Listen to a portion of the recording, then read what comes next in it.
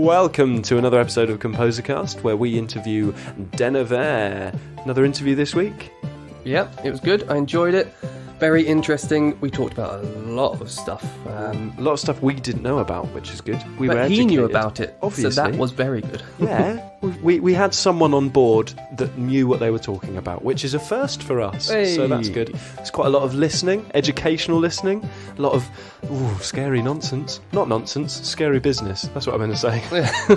Avant-garde music, which is brand new to me. I haven't listened to any of it before. I've had a dabble. Yeah. Dipped my toes in some avant-garde. They burnt a little bit, so I took them immediately out. But then today I went waist high in avant-garde. But you will get to listen to some avant-garde music as well. Yeah, we had a listening session with a lovely Austrian man called Denovaire. So dive into the avant-garde pool. So do you want to give us a little brief introduction to who Deno is? Sure. My name is Deno. It's my short name. Denovaire is my stage name and my composer's name. What I do is music and sound, and since ever, actually. And also for this, I studied music, and I play various instruments, and I compose music, and I design sound for rooms, and in the last years, I seriously got into the computer game audio business and game audio design, and we founded a company. It's called Wheel of Audio, and we design an engine for game developers. And I'm really busy with that. And besides this, I still continue to write music for avant-garde ensembles and contemporary music and sounds and everything what comes along and interests me. Yeah, that's about it. Cool. When you said you design sound for rooms, what does that mean? Actually, every time I do music, I design sound for a room, because I found out that you come to a place and you play music for this place, and it goes in resonance with the architecture, with the vegetations, with the people, with everything which has been there before. And then I leave the place, and what do I do there? I kind of change something, in the best case, to the better.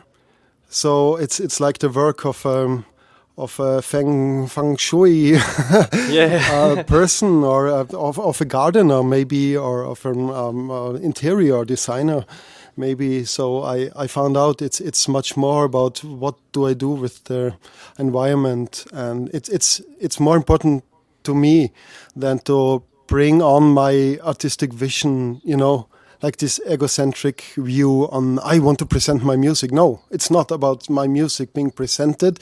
It's about doing something for the space where the music is happening. That's the job. No, I really like the idea of that. It sounds amazing. It's cool. Well, it sounds like music's obviously a massive part of your life. But what first sparked the passion for it? Like, where did it come from? I think my parents just gave me a violin when I was 6 and told me to play and to learn violin. That's a dangerous instrument to give a kid as well, isn't it? Yeah, when you first pick up a violin is. and they can't play, it makes a sound. Yeah, it's hard to make it sound good. It's really hard, and most people struggle all their lives, and I didn't stick to the violin, so I can still kind of play it, but I not seriously. But then I later on switched to the Indian string instrument called Esraj, but we're gonna talk about this later maybe. Yeah, absolutely. But more instruments came, like the piano and then tenor saxophone, which is also really hard as a kid because you don't have the breath. It's hard as an adult as well. Yeah. And then I had some guitar and some electric bass guitar, and now in all the software stuff, of course, and composing, which is an instrument of its own, I guess, like writing scores, and later on I dived into the synthesizer world and all this stuff, like the electronic music and programming music and stuff like that. So do you use like physical synths, or is it all software-based stuff? You No, normally work with? I love physical synths, so I got my semi-modulars, and I'm so happy with those. So Yeah. when my budget allows, I grab a new one. So Cool. Have you got a massive wall of keyboards? no, this no, I got a few. So it's a bit of a synth park now, but no, don't compare me with the guys who really have the big synth parks like in Hollywood or wherever. Yeah. But I got my 5-6 devices, and that's really nice. And I love those guitars stomp boxes. So I got a bunch of those. Oh, cool. Some 10 Yeah. stomp boxes and delays, and so it's a Yeah. lot of cables, a lot of power supply stuff, and Yeah. Spaghetti Junction, is it at your house? yeah, kind of. But it's okay. I tamed it Yeah. a bit. Cool. Did you want to listen to a bit of audio now? Or- Yeah, actually, yes. Maybe let's start with a track for Avalon.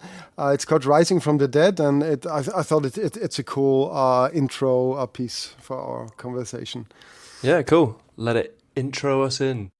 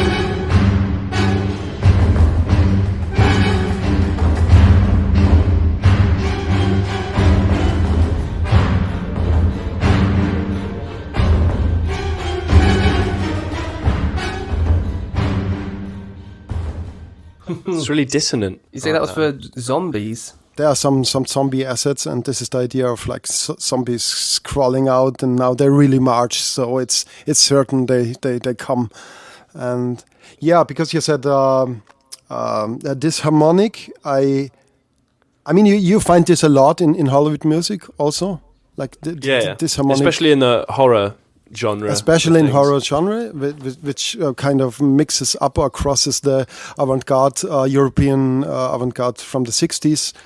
And and I try to incorporate this a lot also in my sounds. And so not in the romantic, of course, but when it fits, I try to incorporate concepts of avant-garde music, which I also do, like as you know, and bring it into the more commercial music, and try to find ways how to bring it in. It's sounded really cool. I particularly like that hammering of the dissonant chords on the piano. The dun, Yeah. dun, dun, dun, dun. Yeah. It gives you a sense of dread, doesn't it? Yeah.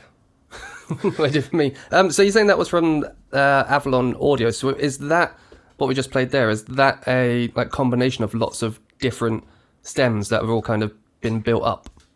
No, actually not. So we have different concepts for Avalon, and one concept is to mix stems together, like in the engine, when it actually plays. So the user could bring in stems or not, like decide. And but most tracks are readily mastered and finished tracks, and they have the best possible audio quality and are glued together. So we sometimes Okay, so you'd have a decide bit in against. between that would then glue it to the next bit, whatever that might be, or the loop. Yeah, exactly. So it's finished mixes. They usually sound best when the track is finished and not being assembled in the engine live. You know. Yeah. Do you get involved with the like programming part of the Avalon thing, or do you just focus on the music? I'm not so much involved in the programming. Actually, no. Let's put it like this: I don't program, but I'm involved in the design. So because I work with Adam, our programmer, on the design, and he has many ideas, and I have inputs and ideas, and I say what my music might need and what I think people might need and games might need, and but he realizes it. Nice. Yeah, maybe let's have a listen to a music I composed not for video games. Okay. And to give you guys like the idea how it might sound when a composer sets out for combining a bicycle and an electric bass and a violin and a flute and orchestral percussion and keyboards together in a contemporary music piece.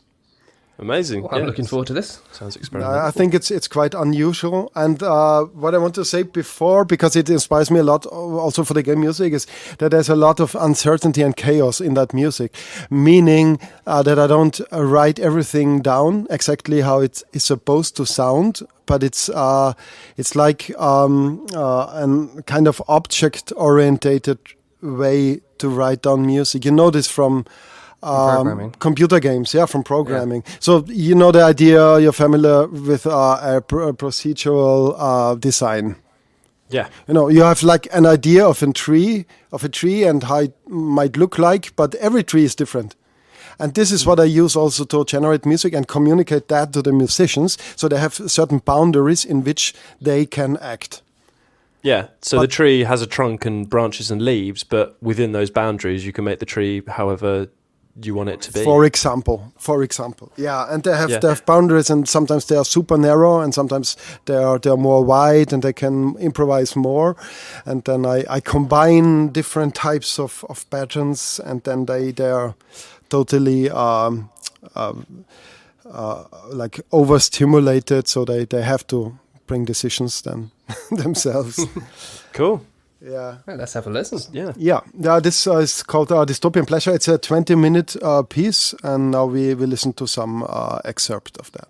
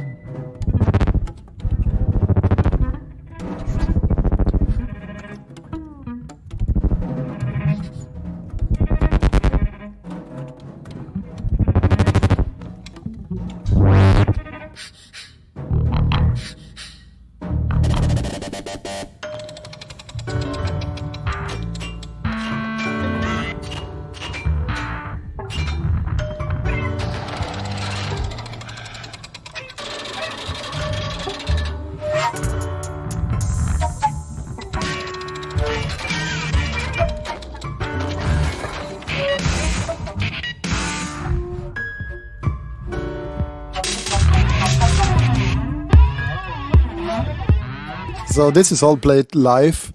So that's a bicycle. You hear this clicking. That was brilliant. That's one of my favourite flute noises. That sort of like percussive flute noises where you can hear it going. Yeah, that's a bass flute, exactly. And we mic'd it inside also. So you can do that, like give it 2 mics, like one at the mouthpiece and the other one in the tube.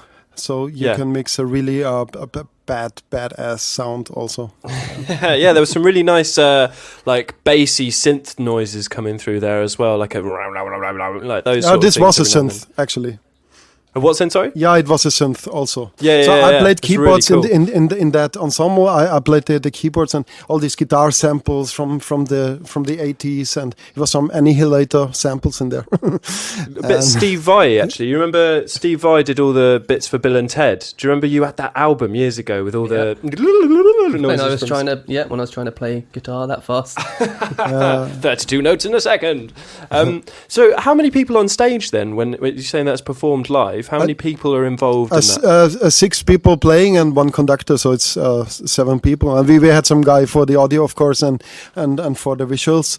Oh, so you did visuals as well for that? Yeah, we did visuals also. Yeah, oh, cool. It's a whole program. So it was some 90 minutes, and this is the main piece of it. So were the visuals? Were they just a set? Like, did you know what the visuals were going to be, or was someone mixing those visuals live as it was happening? Yeah, it was mixed, cool. Prepared stuff and then mixed together live and yeah. Wow, it's really cool. William was trying to count along on his fingers to try and find a tempo. The musicians, in this case, as I talked about chaos and uncertainty before, they're playing loops actually. So imagine that you play a loop. But the loop has an uncertain timing element inside. So there's maybe a note or a pause, which has a so-called chaos fermata. You know, fermata is you wait some time or you extend the note longer than it should be. And this chaos fermata, which I developed from my music because I needed it, says that every iteration of the loop, the length is different. Okay? So I would create a rhythm like that. So now this is a very extreme form of chaos fermata, but it's very simple notated, because for that what I just sang, I just give you a loop of 1 quaver note and with a chaos fermata on top, and that's it. Yeah. Okay. So I can notate very easily and have patterns created, and when they are played on when they are layered by multiple musicians, you get this free jazz feel then. Yeah, well, there was points where it was very chaotic, and then there was points where they were came together. Yeah, they were playing riffs at the same time. Like exactly. Particular motives. It's a bit schizophrenic because you have the pulse from the conductor, so you always know where these quavers are. It's like conducted. But you play some off-grid stuff to it, and then you get the sign from the conductor, and bam, you're there together on tutti, like with the whole ensemble. So in the best case. So for me, it's always a game between being off and being on grid, being Deno and being European Union, like being together or being alone for myself, being on the toilet or being somewhere on university and having a talk, like full focus and having my own rhythm. Yeah, absolutely. So it's kind of, individuality mixed with community. It's a social approach, actually. What I have towards sound, it's a lot about that. Yeah, I think as a live experience as well, I would have really, really enjoyed that. Is there anywhere people can watch it and see it? We will perform in Belgrade next year. In a festival, and I have another piece from that program which is called Glittering Belt. It's on YouTube, but not this piece. It's a different piece. It's less chaotic. So there are some chunks online. Yeah, cool. I just realised that the name of the song as well is like contrasting, isn't it? Dystopian pleasure. Exactly. Yeah. Taking pleasure from dystopia. Yeah, what we all do by watching Hollywood movies. I mean, if anyone watched Game of Thrones, like it's for everyone. It's a pleasure, and what's happening there, it's a full destruction, and It's really cool. We watched a horror film last night that was dystopian pleasure. Yeah, exactly. It was good. The Ritual. It's on Netflix. So how did your interest in video game music start? Yeah, actually, I'm a gamer ever since. Not since the 80s, but since the early 90s. I started off seriously, maybe with Doom and listening to Metallica. Was that the SNES Doom or the Mega Drive Doom? Which one were you? No, the PC Doom from. Oh, 1990. you were even more. You were elite. Yeah. Cool. And, sure. And I turned off the sound and just left the sound effects and had some Righty Lightning and Master of Puppets to that. And I think that was the ultimate kick. So you were mixing the soundtrack of a song with the soundtrack of a game? Yeah, sure. I think many people do that these days. Yeah. Pink Floyd and The Wizard of Oz. Yeah. Well, I know it's not a game. That's what people do. Yeah. Yeah. Wow. Cool. I've never done that. Have you ever done that, William? Played a game and then listened to something else over the top of it. No, I don't think I have. In some ways, it seems a bit perverted. It does a little bit because I think, the composer's done this music, and I'll turn that off. I'll put my own one on. I know what's right for the game. Slayer, please. Yeah, but hey, it's 1993. There was only the MIDI sound and your Sound Blaster, and I think Metallica was a really more decent experience for Doom. yeah, it does mix. It's not like you were putting Enya over while playing Doom or something. Yeah, that could go. It could go. You got that mix of the contrast of things happening there. After playing Doom and Metallica, where did you go from there? Where did I go from there? Hard to say. I'm really fond of some strategy games, and I'm a big fan of XCOM, and also in the 90s before they revived it, which they did great. Fire Access they did a good job, but I loved it back then in the 90s, and some years I didn't play so much, but I don't think even I play so much now, but I gotta try out games, and I love games.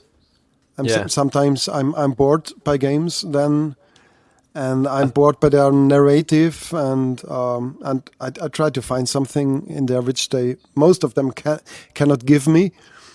Have you tried any VR stuff? I don't have it at home, unfortunately, but of course I just briefly, It sounds like you're in the same sort of area I was with when I got bored of games. I've considered myself a hardcore gamer for most of my life, and then I fell out of love with them. I got a bit bored with them. And then VR has kind of reinvigorated my love for them. And I think it sounds like that's what you're missing from it. It's missing the immersion from the games and the storytelling. And that's what I found VR gave me. Yeah, that's a good idea. Yeah. I don't know. I missed all this internet multiplayer thing, so I cannot do that. I don't know. Maybe I'm not a big fan of the multiplayer stuff. Unless I'm playing with a friend like Lloyd here, then it's good fun. But I don't like the competitiveness, and I play games more for the story and the narrative, and I really like that progression. Whereas if you go play online, there's no progression. Get killed all the time. Oh, you want to go kill that person? Oh no, now I died. Oh, go kill that person. Oh, I died again. And that's the extent of it, and you might level up. Sounds like you're just rubbish, William. Yeah, that's what I thought also. Maybe I'm just too bad for that. Yeah. Have you composed any music for video game stuff early in your career? Did you ever do sort of no, actually not. And don't ask me why I didn't do that. We had this idea. Why? Really late. I don't know. I played live. I had this band which was called Dancing Shiva. So we had a rapper and an Indian instruments and some like Afro-Celt sound system. You might know it was a big inspiration. So stuff like that, bringing this dance in India, Arabian dance live on stage. I had avant-garde compositions, and I did instant noise on the stages, and then I played the Indian instruments. I did all this yoga and wellness music, and I hang out with the hippies. I hang out with the black clothed avant-garde guys. So I don't know. I did so many things, and there was just no composing for games. And I did some minor film snippets. But now we do it, and I'm excited. Definitely. Cool. It doesn't sound like you were lying about doing nothing. You were deeply involved in the music world. You just weren't involved in the game music world, which is fine. Yeah. But you have a degree in modern composition from the University of Art in, is it pronounced Graz? Yeah, it's Graz. Yeah, we had amazing teachers there. And I was really fortunate to study with Georg Friedrich Haas and Beat Furrer, and they're really big names in the scene, and Gerd Kür and Piero Cepilone, who is also really renowned. And it's a very open place here. So I always thought, and it is, in fact, yeah. That was so funny. Do you know the book The Rest is Noise? It's very famous. It's a bestseller. Unfortunately not, no. We're quite uneducated, me and William. By Alex Ross. He's a New York Times a music journalist, and he wrote a book about avant-garde music, and starting from the beginning of 20th century, but from the American view. And then when I read this book, and I really enjoyed it a lot, it's like for everybody. Then you find out how much still I was raised in this Darmstadt avant-garde post Second World War European school. You know, I didn't even realize that, and this changed so much. And so were you exposed not as a child, but were you exposed to a lot of avant-garde music, growing up maybe as your teens? Because I feel like just to classical. I don't feel like I've ever listened or sought it out or even realised it was a. I mean, I know Aphex Twin is probably the most avant-garde. Like anything on, do you know Aphex Twin? Sure, yeah, sure, of course. Yeah, like stuff like that. Anything on the Warp records, I'd consider that avant-garde, but I guess it's not actually avant-garde. You guys are so cool. I mean, there's a whole scene. It's a whole huge. It's not huge. It's super mini. But of course, there are many people niche. Yeah, many people who do music now, contemporary music on classical instruments mostly. And this is like names I mentioned before. It's like Salvatore Sciarrino, it's Beat Furrer, and Brent Ferneyhough from UK, to name a few, or Lachenmann from Germany, and all those names, they don't mean nothing to like 99% of the people. Unfortunately, I'm part of that 99%. I really wish I wasn't, but I am. It's never too late. Educate us. No, just dive into it a bit, and maybe you want to start with Alex Ross. The Rest is Noise. It's an amazing book, and it motivates you to listen to music. It's nice. It opens up. Yeah, we'll definitely be putting some links in the show notes and stuff. And then everyone else can have a listen on all of them. Hey, just for me. Let's play some music. Let's play some music to give you. I wrote a piece for 17 musicians. It's called Large Ensemble, and the piece is called Port 42. It's of course has some sci-fi idea, and it starts with the chaos. And you hear I just tell you, maybe you enjoy it more. So there's one big chord going on, but everybody's playing just one note, and it's randomly. But the pitches are not random, but the points. So in time, it is like a pointillistic, like a mosaic music in the beginning. Okay. Yeah. Let's have a listen. All right. Yeah.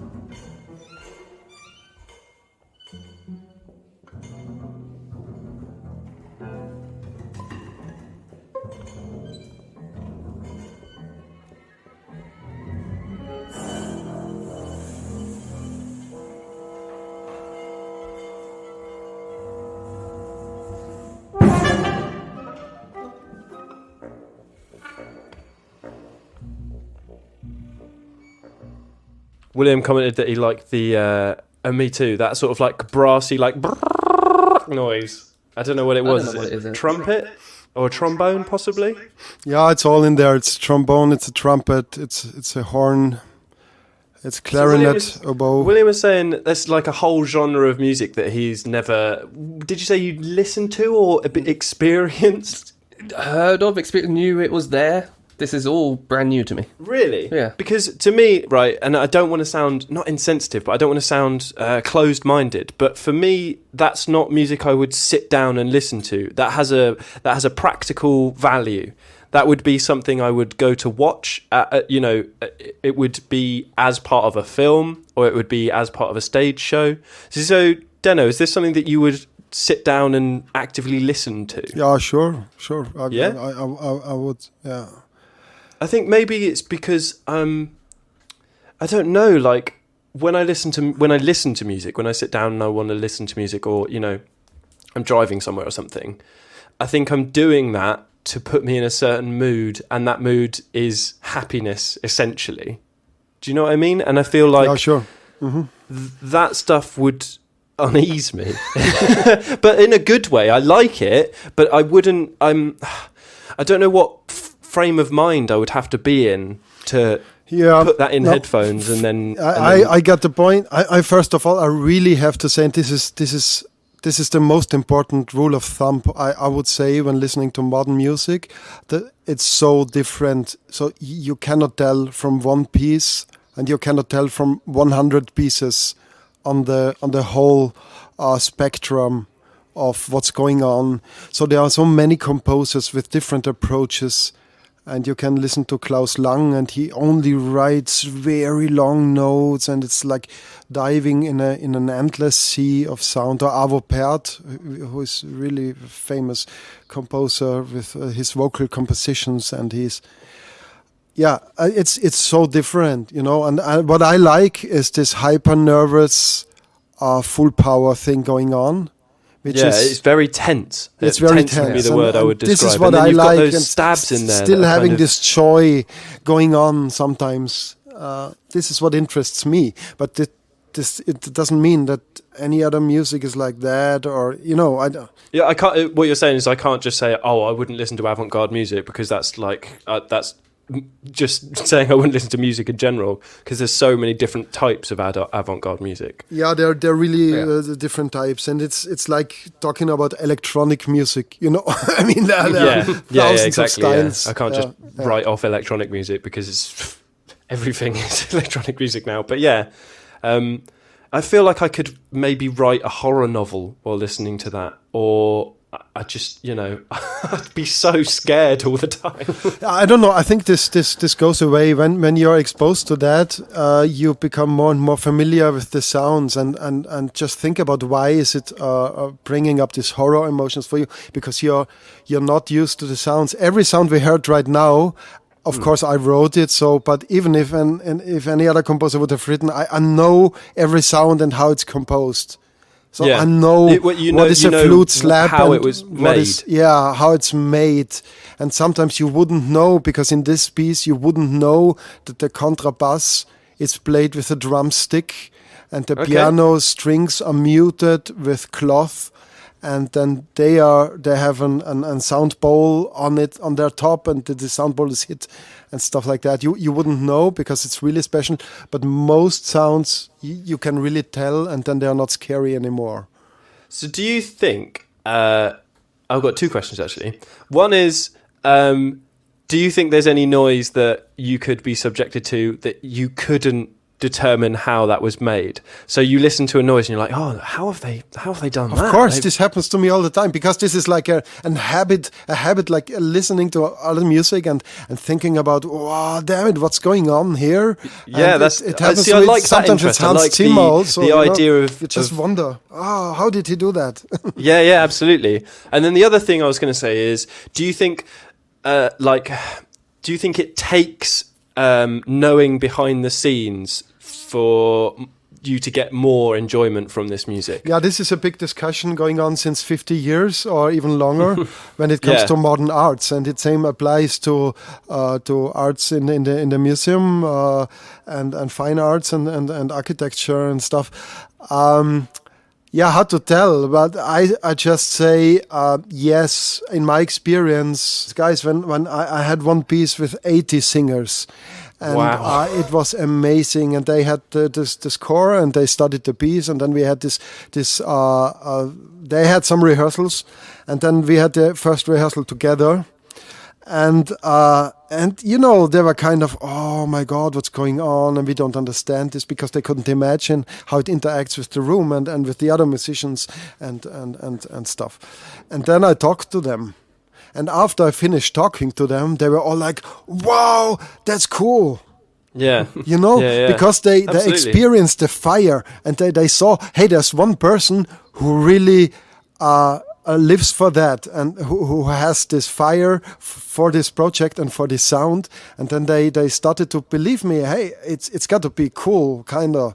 And then at the end, they all loved it. You know, but if I wouldn't have talked to them, maybe they were not enlightened, and they kind of did their job on. Yeah. It's literally it's art, isn't it? Because that's the same when you go to an art exhibition or whatever. You can look at a piece and go, I don't get it. I don't like it. Yeah. And then you've got that little plaque underneath the bit of art, and you read it and you go, so that's what he was saying.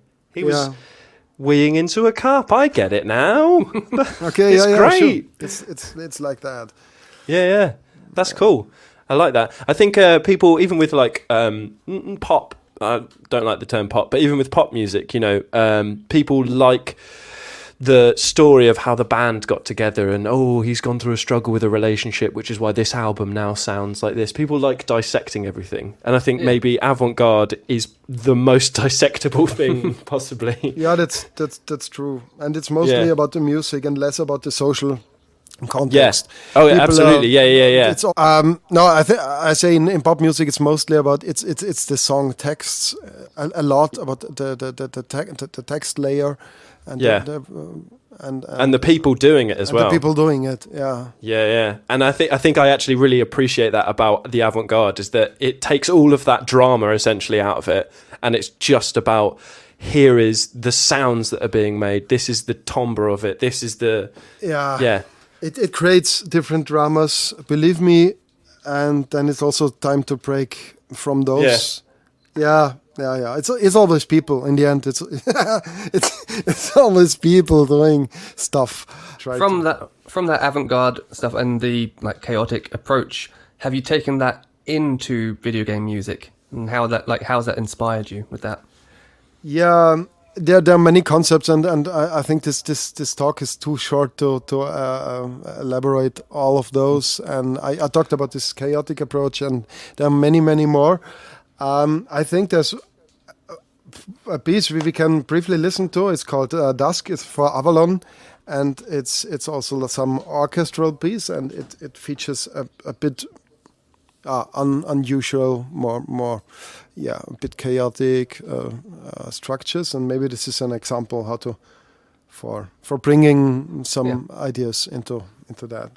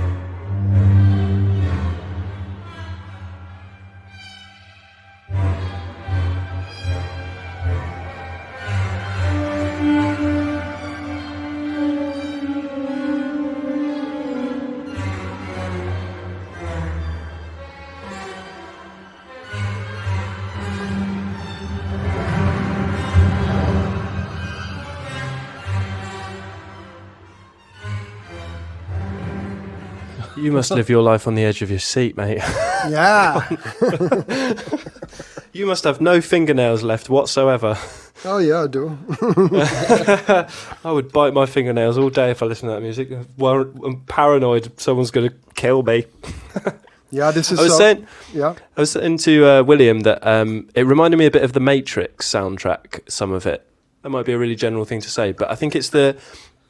Is it the sound of brass maybe playing the same note and then one of them going out of key? Yeah, like semi-toned down or something. Yeah, I think you hit the point here. I think sometimes I really love to do that, bringing the same thing over and over, and sometimes there's a certain chance that something is off this line. This is like a blurry line. Xenakis did that a lot in the 60s already, and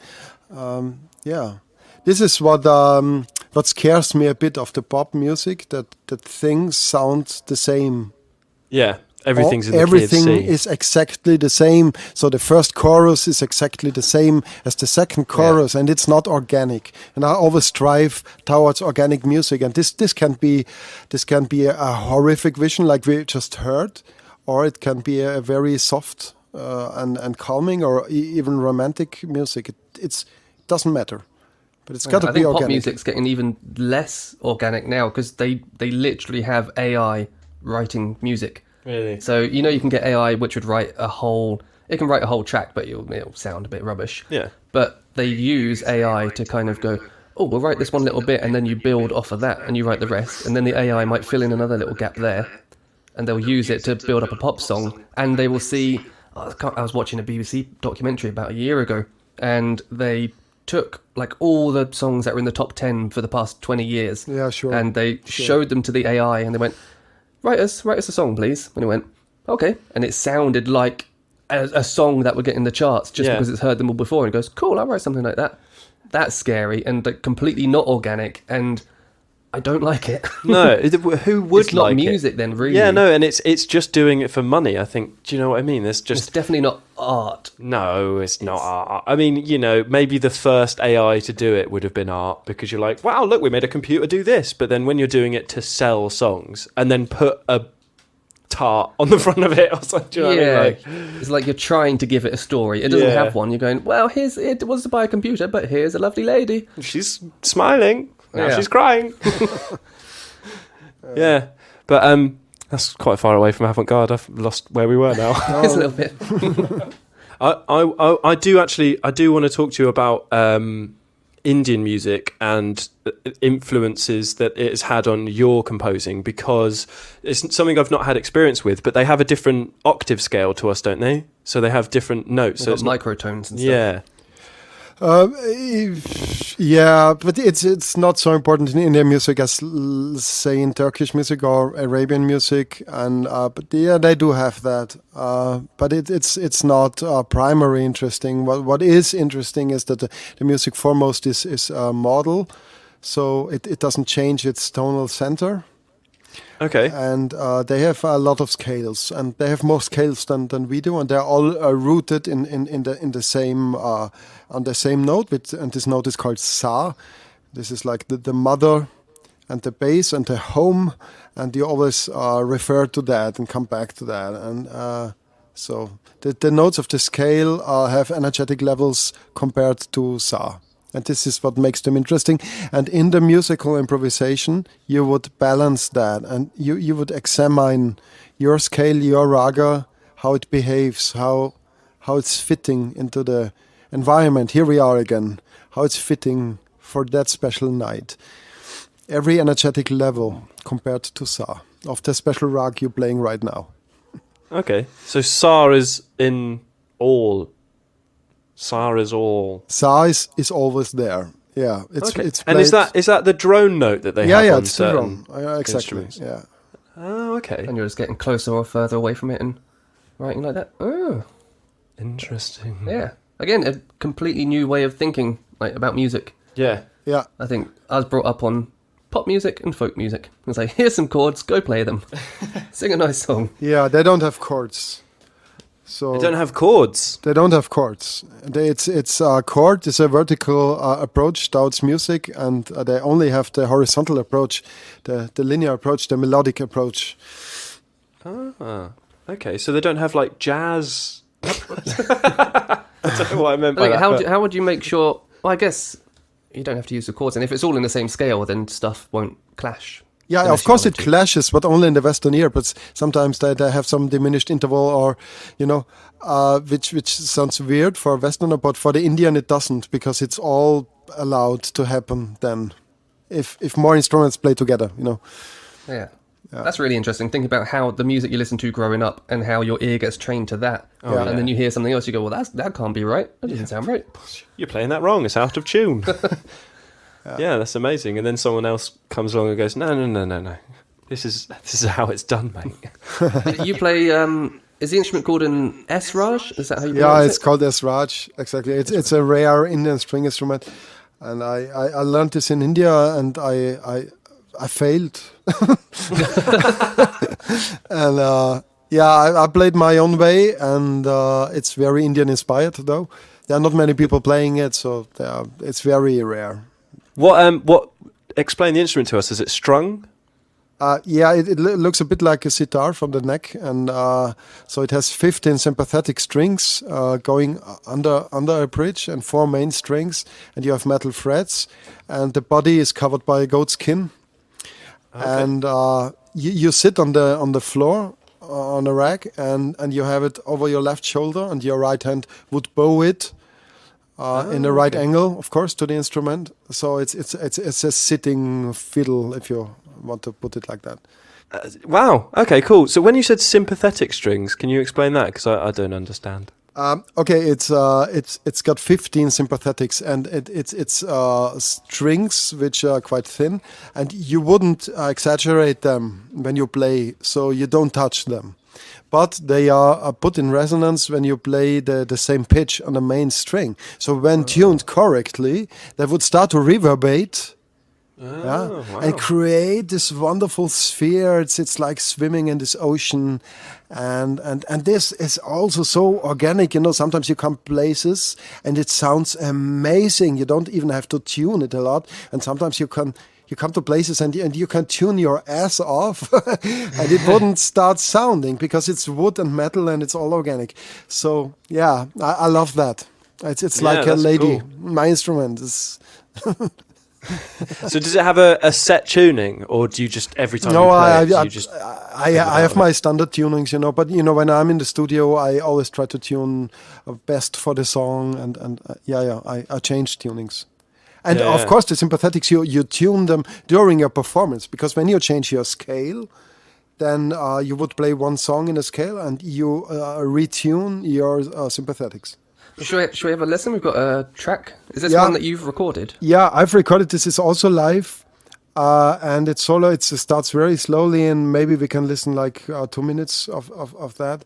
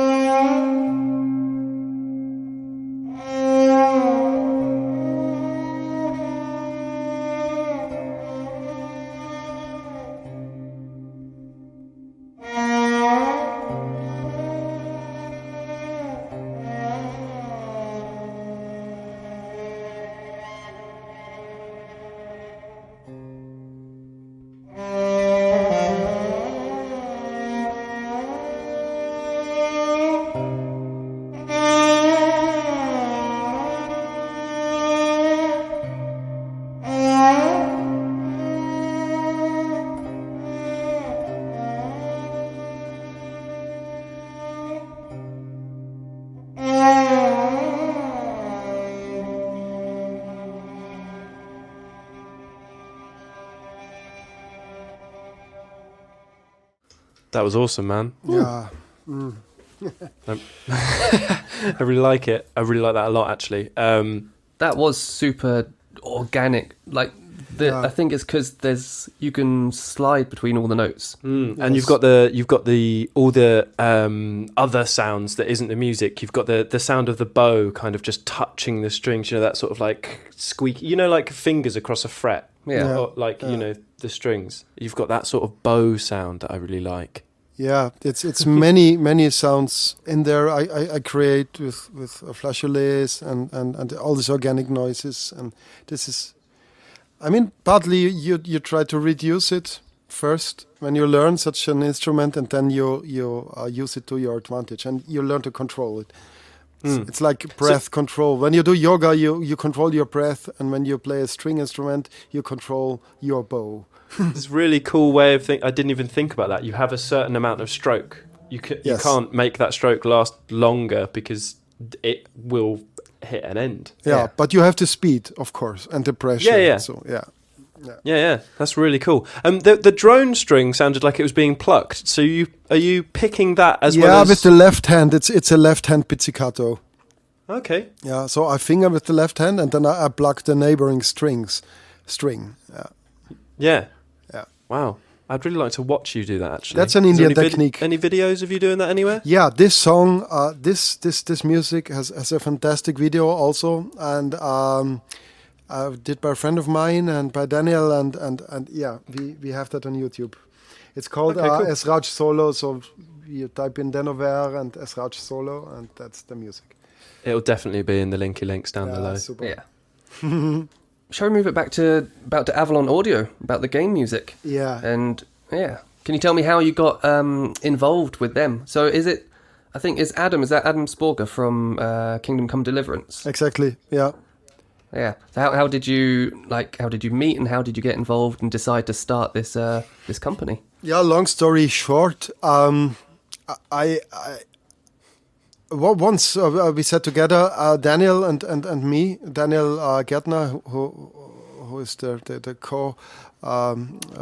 co-founder, and we said, hey, let's do something now. We have to try something now. We are reaching our 40th birthday soon, and we have to try it at least once, like really try something. And then we produced, or actually I produced business sounds for Audio Jungle, and tried to sell it via the internet, and we founded this company which is called Wheel of Audio. And like 1 year later, even 2 years later, I met on a conference. Then we got into game sounds more and more, and had the idea of doing music for games. And I already did sounds for games. And then on a conference in Dubrovnik on Reboot Develop, I met Adam Sporker, and I just talked to him after his lecture, and with no idea in my brain that we would collaborate. I just told him, hey, what you did for Kingdom Come Deliverance is just awesome, because he told me he programmed his own engine. He did, yeah. Yeah, for sound, because it didn't suffice what the pre-made engines gave him. And I said, it wouldn't be that an awesome idea to have this device lying on the table, and you on your smartphone, and you press a button and the music would change musically, like instantly. And he said, hey, yeah, that's a cool idea, actually. And I'm an old role-playing, a pen and paper role-playing gamer, I don't do this anymore, but I spend hours with that, and a lot of passion in that. And we thought about that. And yeah, a couple of months later, I invited him to, hey, let's do something now. And we found an investor, and we found more people to support us. And then he decided to rewrite his engine and set it up anew, and compose a new engine for this, which we would call then Avalon Adaptive Audio. You build it. This is browser based when you're building the stuff. Yeah, now it's browser based. So you go to our website, and we have widgets in there, and you click on a widget and it plays, and it would interact with any other widgets on the widget on the site. So, and interact means that the musical flow is not stopped, that it would transition seamlessly in a musical way. And because it's browser based, like you were saying, you could do it on your phone or any device. Yes, exactly. Yeah.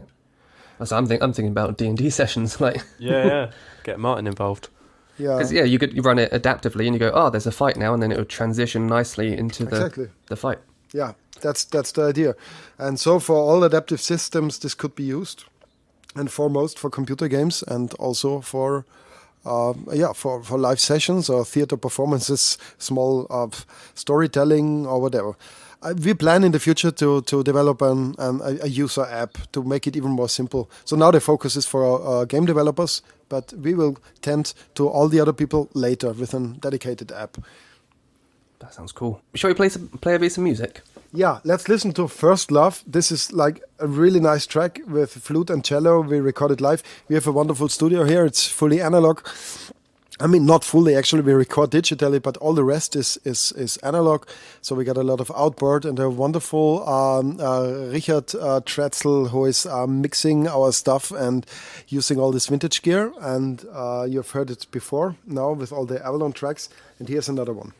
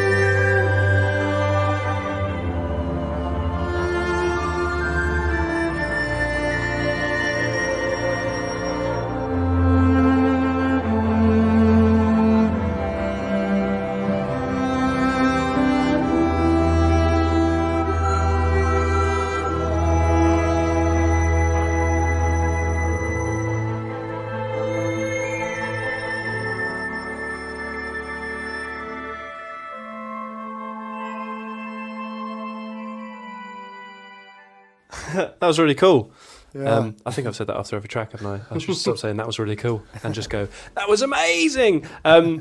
Yeah. Did it have like was there like an arpeggiated synth underneath that? That sort of like bassy. Yeah, you're my friend. You can hear that. It's a mellotron. It's a string mellotron. Oh yeah, cool. I love the mellotron. Those things are amazing. I found out it's a mellotron and orchestra mixes so well, of course, and I really love to bring that into. Sometimes you wouldn't even hear it. Yeah, and it's amazing. And here with this arpeggiated thing, I really love that. Yeah, I really like that as well. Annoyingly, it always gets that sort of like synthy arpeggio gets compared to Stranger Things nowadays or retro wave music. Oh, okay. That's sort of like, do you know what I mean? That sort of like it's like a driving bass line. Yeah. But yeah, underneath that it sounded really nice with is it a piccolo or is it just a flute or even panpipes? In this track, there's a sample library piccolo, and then it's a real recorder. Oh wow, a recorder! Yeah, taking it back to preschool. I don't think I've ever heard a recorder played that nice before. Yeah.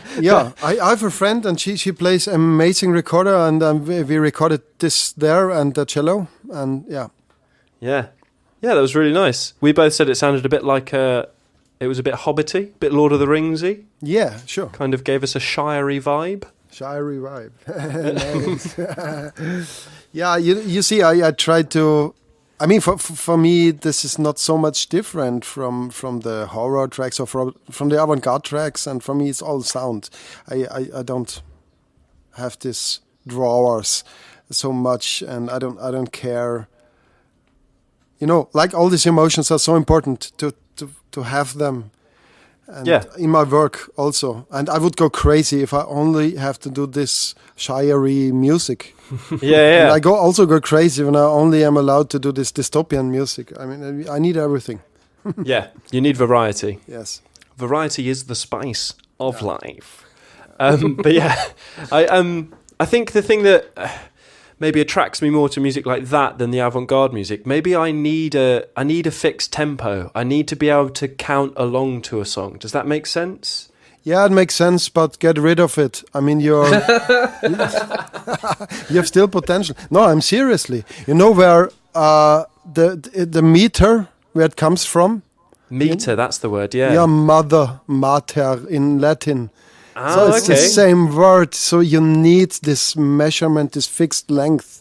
Metrum. We have metrum, right? It's mother. Think about it. Your metrum is your mother.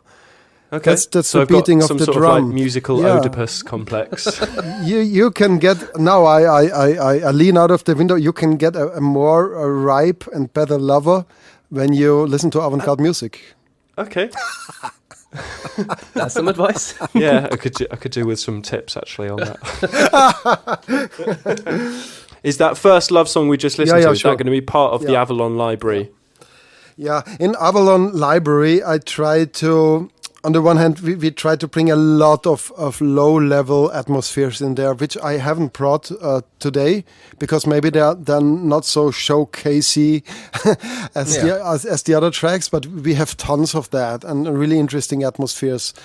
And on the other hand, like this track, this first love, it's not so much of an atmosphere, it's more a thematic song, and we don't have so many of those, because they have a lot of character, but we also do feature them. Yeah. Cool. Yeah, that was like a themey type thing, I would see that as. It's very themey. Yeah, exactly. Yeah. I keep on, now you said tabletop games, I keep on thinking of them in the context of Dungeons and Dragons. Yeah, sure. And how I would use it in Dungeons and Dragons. Yeah. Cool. As a game composer, it's different. You know, when you write a pop song, you have this themey approach, and you have 8 bars, and then something else is happening. So there's another part of the song. You know that when you play guitar, you always tend to, now it's the bridge, and then comes the chorus. And for game music, mostly it doesn't suit so well, because you have to stay in the same mood, and we do 2-minute loops.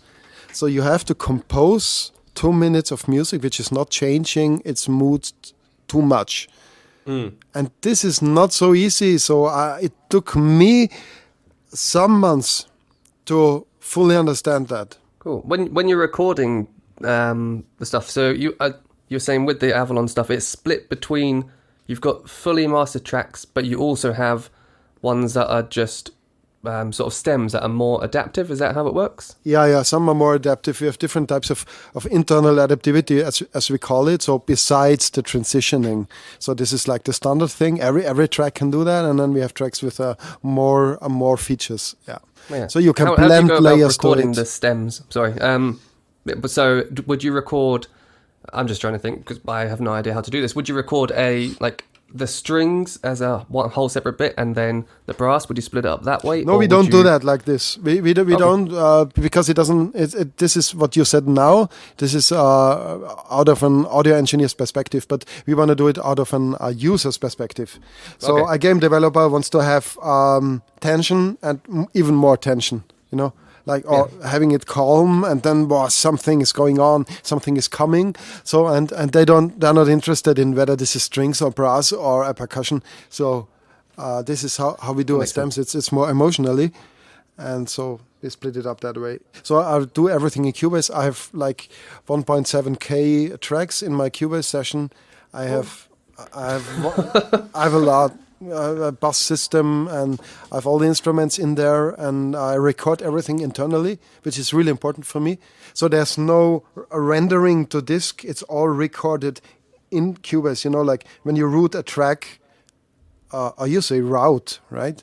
No, we say root. You say root. I'm Yeah, always it's the confused. Americans, is the bloody Americans that say Okay, route. so root. I'm British. That's okay. So I route the music internally through a group and back to another track, and I record it there, like all the virtual instruments, and which is kind of cool because this is an old school approach, and I can deal with the concept of loop because the MIDI notes hang out of the loop and they have to bleed in at the beginning. So that's cool if you have this loop recording activated. And the sounds from the back would still sound, and the second turn of the loop, and then I take the second turn of the loop and I throw away the beginning of recording, and I do a loop recording and I do a small crossfade, and that's the loop then. And this is only achieved by internally recording the music to stem tracks. And these stems they go to the recording studio and they are mixed there again in loop recording. Cool. Yeah. Do we want to play another track? We've got Now we had Avalon this one. high-tech talk. I'm a big fan of shooters and like Division or stuff like that, and I try to do music for that also, like in this high-techy, smart style, or military style, whatever. And I have this track which is called Hangar 11, and it's also part of some high-tech secret facility stuff, and it will be available in the Avalon Adaptive Audio Engine. Awesome. Let's have a listen.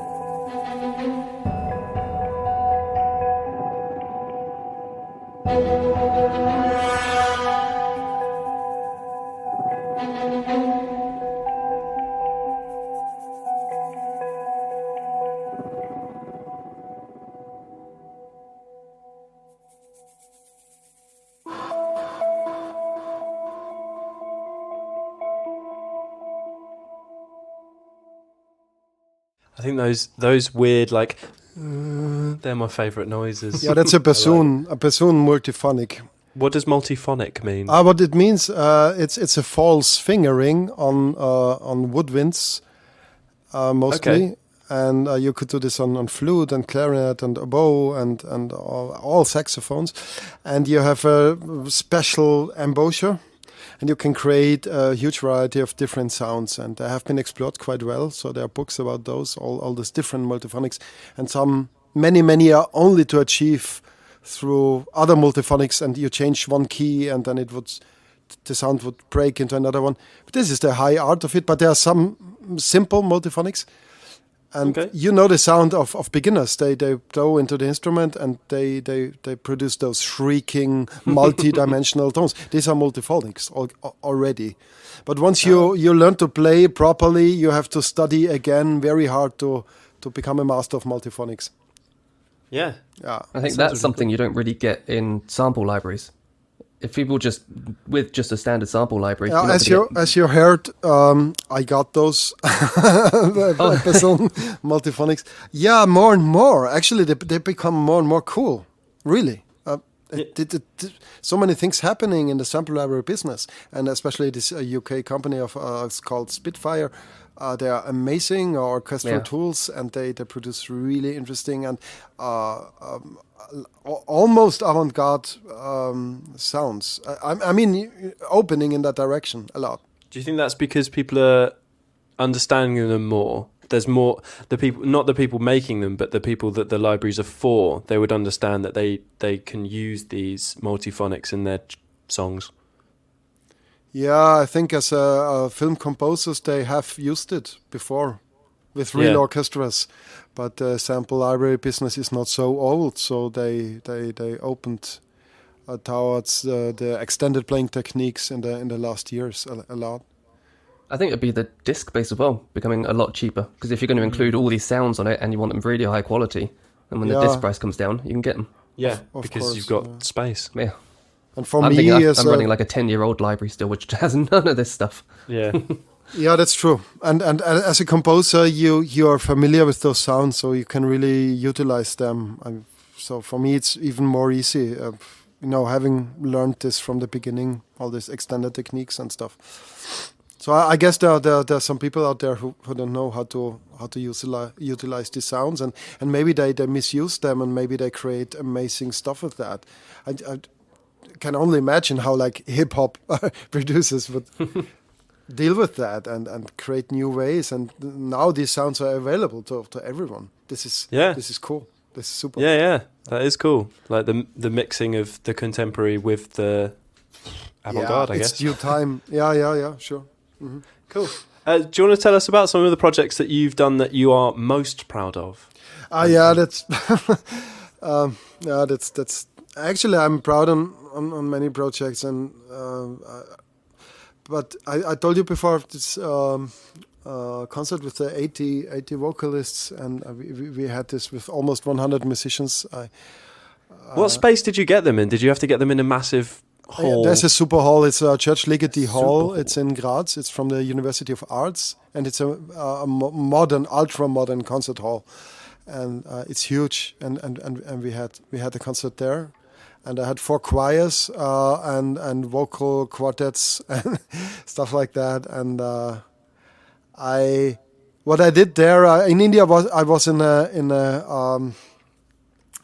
a ceremony, in a puja, Hinduistic ceremony, and what they do there is they have 2 types of bells, and they stroke the bells in a very rhythmical way. It goes like ding, ding, ding, ding, ding, and the smaller one which goes even faster. And they have a drum, so they have this different pulses being overlaid, but they're not interested in playing together, like in a musical way. They just do the stuff. It's like an ecstatic thing. And I was sitting in this stone chamber next to the river of Ganga, and it was in the Ghats, and it was a very small place, and all these bells, and they created some pseudo psychoacoustic room. So sometimes you thought you hear some horn or violin playing, but it was not there. In fact, you were teased by some overtones, and it was amazing. So your ear could choose what to hear. You could imagine something, and you would really hear it. You know what I mean? It's like you're doing a subtractive synthesis in your mind. And it's just the acoustics of the building. Yeah.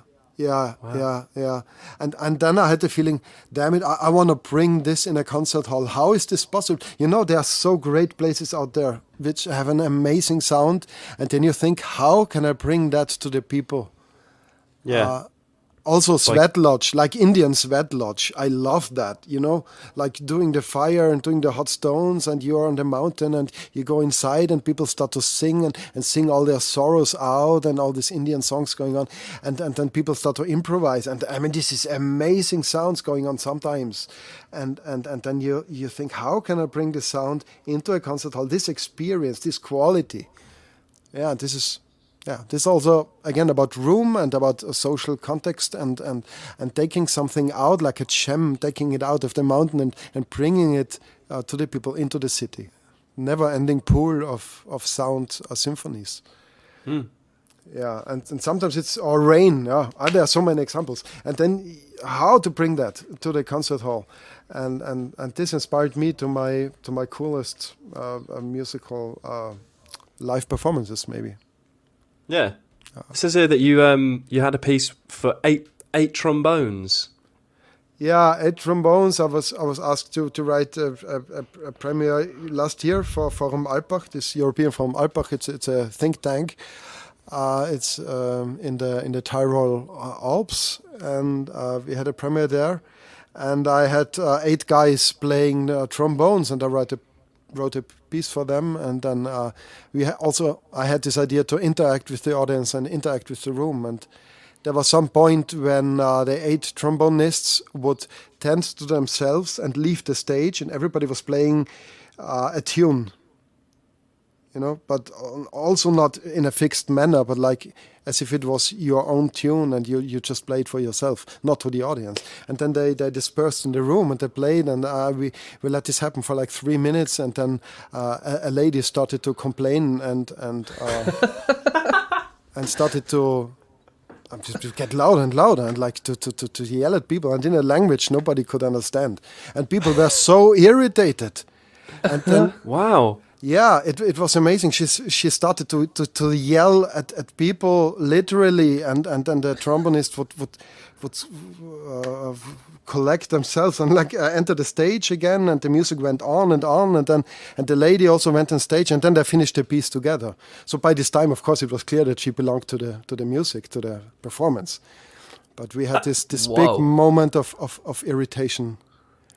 So sorry, that was planned. That was a planned Yeah, it was moment. all planned. It was all planned. And later on, she told me it was a big pleasure for her to yell at the Minister of Finance in public.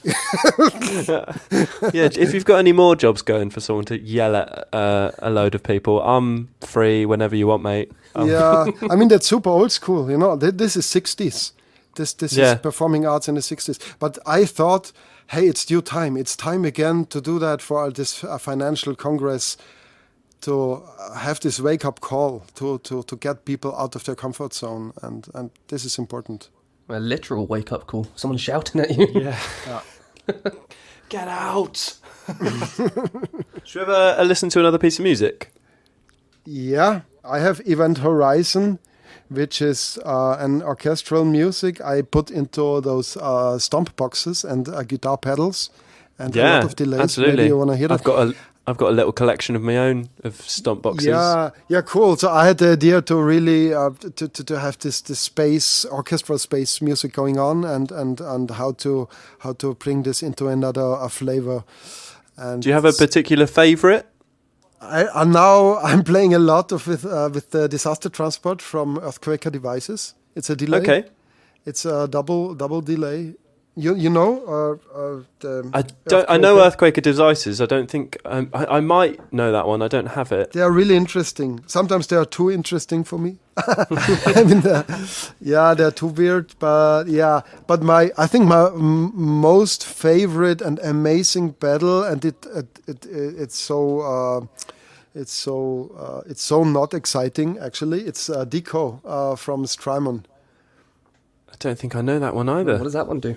It's fattening up your guitar and or your synth sound. It's a tape simulation, and it's a double tracker, so it adds one delay to it as if it was a tape machine. So and you can set the delay time. So you can do all these slapback delays, which has no big feedback, just one feedback. It's the other tape head.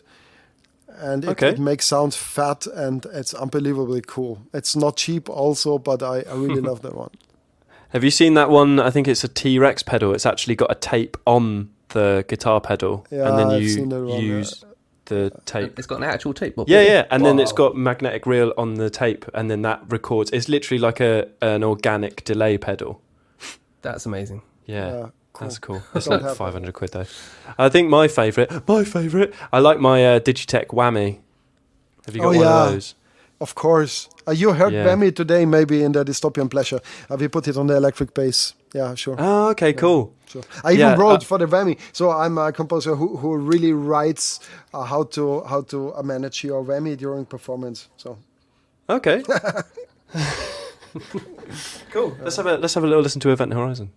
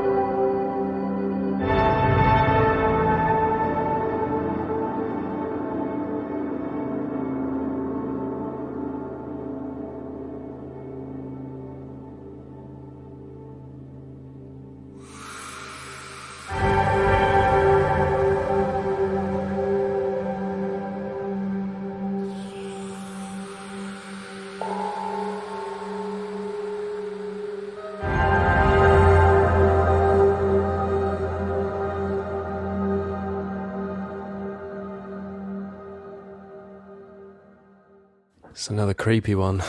yeah, it's creepy for you, really. Yeah, absolutely. Yeah, you had those weird.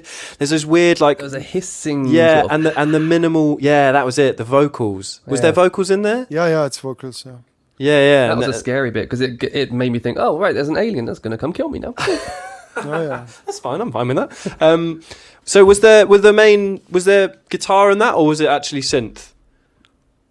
No, this is orchestra simulation through guitar pedals, plus real vocals on top, and plus a real gong set on top. Oh, okay, cool. And Yeah, I did hear the gongs. yeah, and the specialty of this track is that it's a whole tone scale falling down, and when you close the loop and you have it then in your game as a loop, it's an endless falling scale. Yeah, I like Just those this- ones. Yeah, this impression of endlessly falling, and I experimented a lot with that for Avalon.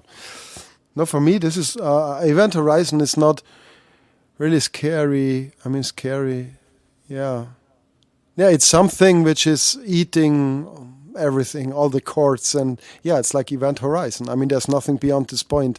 I think it's for a situation in a game when it becomes quite stressy and without having this typical action music. It's very tense. Yeah, kind of scary. Yeah. Yeah. Right, we've got only a couple more questions left. One of the big ones I wanted to ask you though was about avoiding burnout. I mean, yourself and as a team, because I think there's a lot of especially now, there's a lot of focus around mental health and things like that in the workplace, in any workplace. So it's really interesting to see how do you not get burnt out, basically? How do you avoid it? Yeah, that's a good thing, because like I'm a workaholic and Yeah. I'm on I can full tell. power all the time. You know this, guys, and I don't know. In my life, I reached a point where I had the feeling it's only work. It's only work which makes me happy, and family, and this. I don't even party anymore. I don't know. Maybe this changes again, but I'm really interested in being productive and being straightforward and focused, and yeah. And for that, it's vital for me to do sports, and I do a Japanese martial art. It's called Aikido, and this makes Is that the one with the stick? No, yeah, we do have sticks sometimes, but mostly not. It's the beautiful one. It's the Steven Seagal one. It's almost like a bit like a dance. So it's a very pronounced harmony, and but it's also very straightforward and effective if you want it to be. But for me, it's not about learning how to fight. It's really about moving the body and working in the system, which has a beautiful system inside. Did you say you do yoga as well? No, not now. More in the mind. I mean, I did yoga and I appreciate it, but I don't practice yoga. But in my Aikido training, we do a lot of yoga and Tai Chi also. So it's all in there. So, but I value the yoga philosophy. I guess, yeah, a lot. I learned a lot through the yogic path. Yeah. How do you split your time between? Because I mean, you could work and just keep going, and then you start at 8, and then suddenly it's like 10 in the evening. Do you have a cut-off point where you go, right, I'm going to stop there? And is it structured in that way? I found out that I have to work organic. I need this possibility, so I work at home, and I when I wake up at 5 in the morning and I have the feeling I want to work, then I go there and I do it.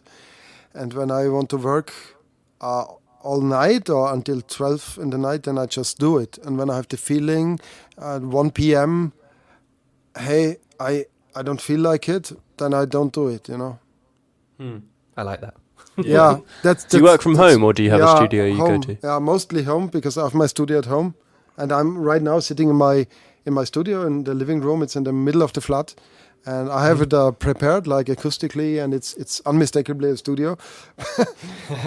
I like those places. Yeah, but I like that. Having the freedom to work on Sundays, and also like on Tuesday, if you feel like today I spent the day with my son, or I do this or that. Yeah, this relieves me a lot, and this puts out a lot of stress. So because I cannot work creatively when I'm forced to it. Only when I forced myself. So I sit down and say, so today I do that. Then I do it. But when you tell me I have to sit every day and from 9 to 5, then it's not productive. It's not creative. Yeah, it's not creative at all. Is what I spend my day doing. Yeah, me too. Both got full-time jobs, and that is the 9 to 5, and then you come home, and then you can. I think that the go to sleep. Reason why, but the reason why I ask about the like avoiding burnout and stuff is because I've got the 9 to 5 plus a bit more. Then I come home and I think, right, now I want to be productive. I want to start doing some stuff and recording things. And if I don't keep it contained almost, then I'll be sitting there until 1 o'clock in the morning and just writing or doing something. And then I'll go, oh, right, now I've got to go to sleep and do all the same tomorrow. But then it means I won't hang out with like my wife or do stuff or talk to people. Yeah. So for me, I think, or maybe it'll be different if I become full time. Yeah, of course, because it's you totally won't have different. That, I've got to go to bed now. You won't have that feeling in your head. That'd be lovely. I think it's totally different. It's totally different when you do it for a living and only that. I don't have any other job. I mean, basically, of course, I do other things, but and then it does change, because then you bottom line is you got to do your job also. So and then you have to do it kind of. I mean, today or tomorrow, better today. And like when we started with Avalon, like 1.5 years, I went full power into composing, full power. And now I had in the last couple of months, I had this feeling. So wow, now I did so much music. I did like 800 songs or so. Wow, like it's really a lot. And then there may come the point where you have the feeling, oh, now I pronounced everything I have to say. So, but what's next? And then I start thinking, oh, what else do I want to do? What else haven't I said? What else can I change? And not to bore myself or the audience. Yeah. Well, what's next is going to be the next question. What do you see next in terms of the video game industry? What do you see next in your career? Like, where do you see it going? What do you want to do? What I want to do is, this is my big dream, actually, as I'm not a big player in the video game industry when it comes to audio, not yet, hopefully. My dream is that our company works out and people appreciate the sound and the different sound and all these different colors, and that it's organic and that it's analog. And I hope they like the system, and I hope it goes well. And then I can ask more composers to contribute and compose less myself, and start to do signature projects and projects with exclusive music. And this is what I want to do for big games, for smaller games, for whatever comes along and interests me. Yeah, this is for myself, and then of course we like continue and do some avant-garde stuff and the nice things. And on the other hand, what I think for video game music in the future, that's a good question. I mean, nobody can tell, but I really believe in the borders becoming blurred between sound design and music, as some games have shown us already. Definitely, like Doom, for example, and there are some others, and which show that that it's less about this music. More sound design, like more they have also in the modern series. It's more ambient sound. It's melting more and more. Yeah, it's just about creating the atmosphere. I think rather than it doesn't have to be music as such. It can be a combination of anything you want, as long as you've got the atmosphere that you're trying to get across. I know I bring it up all the time, but I feel Machinarium and Thomas Dvorak, I think he does that so well. Yeah, setting an atmosphere, but there's still tracks that stand alone by themselves that I listen to. Yeah, sounds good. Yeah, I'm still working on that. I mean, it never stops. I did so many tracks now, and with some I have the feeling like First Love, and it's really a track. And like we listen to Event Horizon, it can run forever. Actually, I mean, you can have this loop like 5 times, and you have the feeling, wow, it's going on. And I think that's really cool for games, or Hangar 11, what we listen to, and some other ones. So. I'm also striving for even more organic and less pop rock sounds. More cinematic sounds. Yeah. Cool. Right. Do we want to listen to? We got another track. Yeah, it's again a very special track, a sci-fi track, a very organic synth track, which is different all the time, so it's changing a bit, and I really like that. Yeah, maybe you can tell me in the end if you think it's cool for gaming. Okay, right. As our experts we will tell you whether it is. Yeah. Cool. Let's have a listen.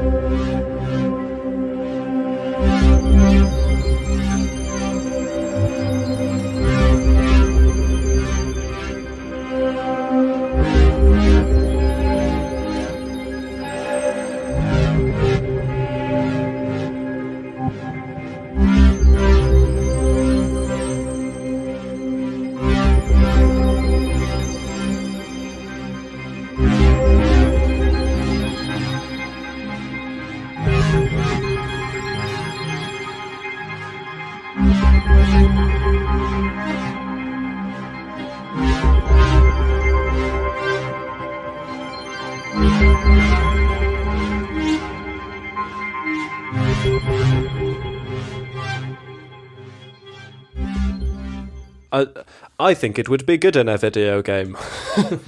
Yeah, it's funny actually because something like that instantly brings up visions of like space. That did, yep. But is that just because people have used music like that on space before?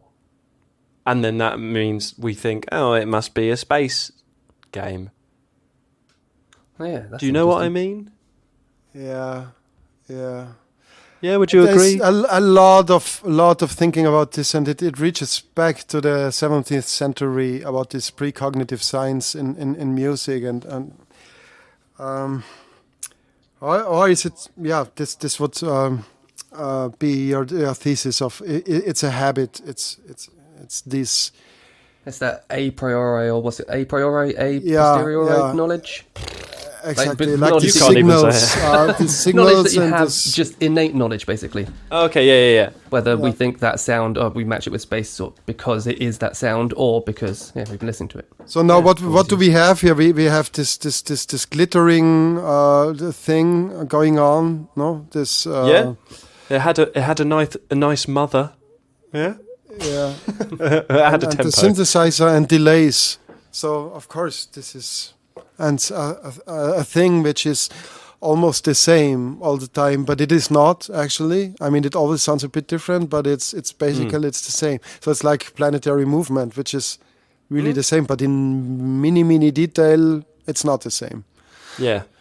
There was one bit in there that to me sounded like it only came in for about 5 seconds, but it sounded like a siren, almost an alert, just in the background. Went what, and then it faded away. Yeah, I love these little details and all these pulses. It's like a satellite flying over or passing by. I don't know, you know. Yeah. But no, I definitely got the sci-fi feel. Yeah. And that one wasn't creepy, which is good. No. It was just like everything is going okay. Might be going wrong a bit of something's going on over there, but that's fine. We don't have to deal with that. I'm floating away, William. I need some. I have so many beautiful sounds. I will give those sounds to you guys, or I will point you to that once Avalon's there. All these beautiful sounds. So maybe my today's collection is a bit creepy, but maybe only because of the avant-garde thing. This scared you off. Yeah, it didn't scare us off. It scared us on. If anything. It's scary. Cool. Yeah, I want to go do research now and listen to this. William wants to take some LSD and do some experimenting. You don't need the substances for that. No, it works on its own. Cool. Well, is there any last thoughts before we end this beautiful podcast? Yeah, I want to thank you guys a lot, and I want to point to our Avalon website, which is adaptive.audio. And we will release in beginning of June. July, beginning of July, and we'll have it soft launch. So more features to come, and I'm really excited about people like it, and also people who are not especially game developers fiddle around with the sound and play around with the sound and giving some feedback. So. Yeah, that's our big event horizon now. Yeah, sounds good. And then you've got your own website. My website is denovaire.at, but there's not so much on now because I don't have so many live performances right now because I'm really busy with Avalon. So, but have a look there. And I'm on SoundCloud and I'm on YouTube, and maybe we can include my YouTube channel at the end. Definitely. Absolutely. Yeah, cool. Awesome. Right. And then I think if we play out with this final track, is there anything you want to say about the final track? Yeah, that's actually a really standard track, so people see that I also can compose like standard Hollywood music, and yeah, it's this type of minimal music. I think everybody knows this instantly and will find his or her way around in this music, and it's an adventure track. Cool. Well, yeah, thanks very much for coming onto the podcast with us. Yeah, really enjoyed the chat. Really interesting. Yeah, really interesting. Thank you guys so much for the opportunity. I really enjoyed it. Cool. Take it easy. Bye-bye. Ciao. Bye.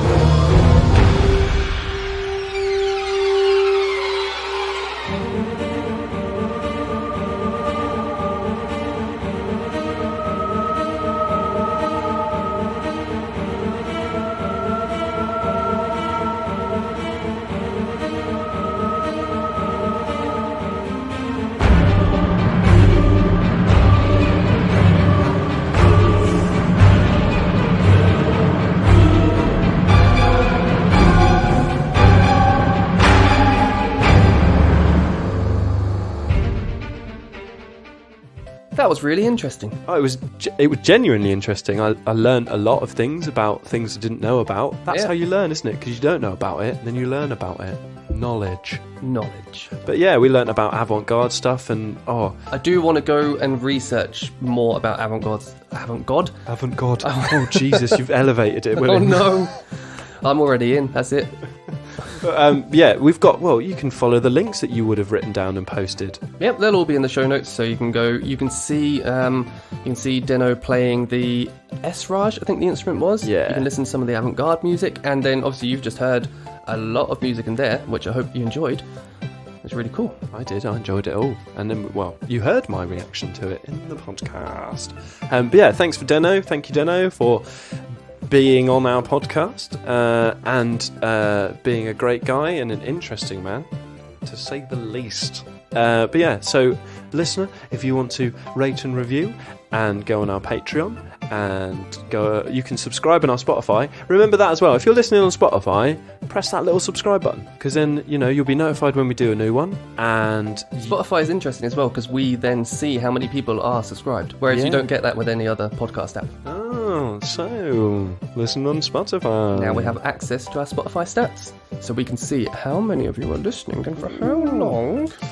Very interesting. Not as interesting as this podcast, though, that you have just listened to. Thank you for listening to it very much. Goodbye.